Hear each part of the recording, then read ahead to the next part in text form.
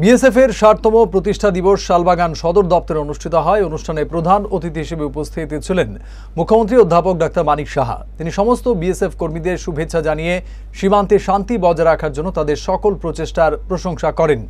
দেশের জন্য দায়িত্ব পালনে জীবন উৎসর্গকারী শহীদদের প্রতি শ্রদ্ধা নিবেদন করেন এবং ৭১-এর বীর সেনাদের সংবর্ধনা প্রদান করেন। অনুষ্ঠানে উপস্থিত ছিলেন বিএসএফ এর আইজি পীযূষ পুরুষোত্তম প্যাটেল, ডিআইজি রাজেশ কুমার প্রমুখ। অনুষ্ঠানে মুখ্যমন্ত্রীর হাত ধরে বিএসএफ এর ম্যাগাজিन गजराज प्रकाश करा हुए थे। तो मैं समझता हूँ ये रेसिंग डे में याद करने का दिन है जो बीएसएफ में जो हमारा सोल्जर्स है, जिस तरह देश को प्रोटेक्शन में हमेशा काम करते दिन रात 24/7।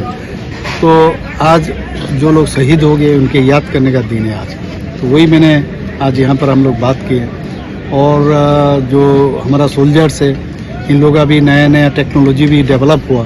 तो बॉर्डर में अभी जैसे फेंसिंग से शुरू करके सब चीज़ कैसे प्रोटेक्शन, नया नया टेक्नोलॉजी हमारे माननीय प्रधानमंत्री जी और हमारा होम मिनिस्टर साहब इस मामले में काफ़ी सोचते हैं। और इसको इस तरह जो नया नया टेक्नोलॉजी बॉर्डर में किस तरह दिया जाए, इवन सोल्जर्स को क्या क्या सुविधा देना चाहिए वो भी आजकल कर रहे हैं। तो मैं समझता हूँ ये आज का जो रेसिंग डे, ये सच्ची में जो कुर्बानी दी है हमारा बीएसएफ का जो जवान है, उनको याद करना चाहिए।